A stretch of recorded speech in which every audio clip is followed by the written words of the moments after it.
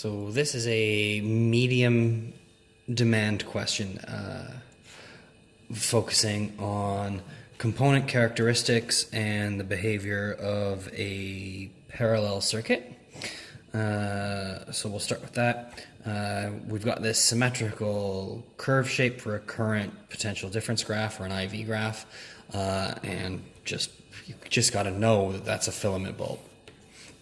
It would have been done as part of a required practical as well, where you generate the data to get a curve like this.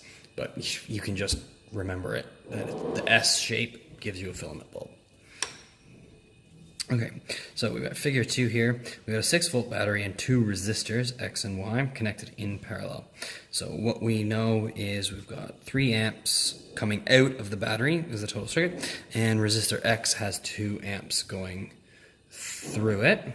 Okay, so I mean, my immediate instinct, I see a figure like this, and I'm going to immediately start solving what's the current everywhere, what's the voltage everywhere, and then eventually the resistance, and that's exactly what the question is asking in this case.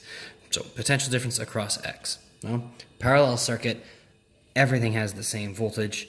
We don't have any series elements splitting our voltage, so we've got 6 volts on all of our components. So 6 volts across X.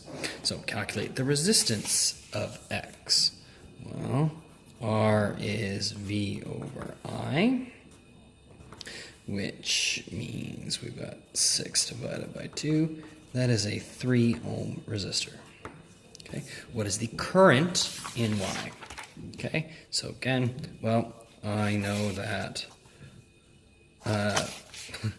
I is equal to the sum of these two, so I have to have 1 amp coming through here. 1 amp. Okay, this is all pretty easy stuff so far. So I don't even really feel like this is a high demand question or even a standard demand question yet. Calculate the resistance of Y. Well, again, resistance is V over I, which is 6 divided by 1, which is shockingly 6 ohms. So 6 ohms. Really, the demand here is not the math. The demand is remembering the laws for parallel circuits, that voltage is conserved, that current is conserved but split at the junction. And then remembering the most important equation in electronics and electricity, which is V equals IR. So here we go. So now this is a little bit more demanding because you've got to make some more links. So when the temperature of resistor X increases, its resistance increases. Okay? Pretty standard. We tend to ignore it for most resistors unless there's a big temperature increase, which would happen with a lot of current flowing.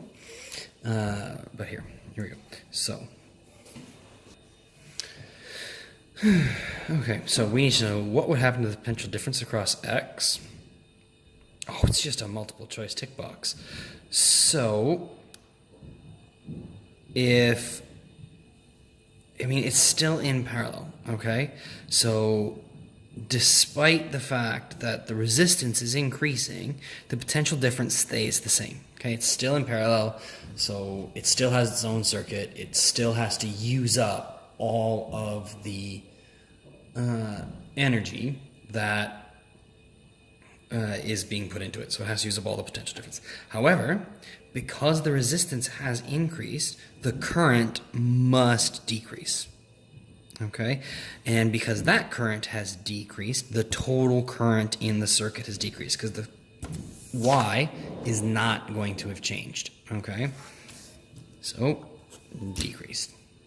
There we go. It's just making sort of the links as to what will happen and remembering that your voltage is going to be constant. Okay?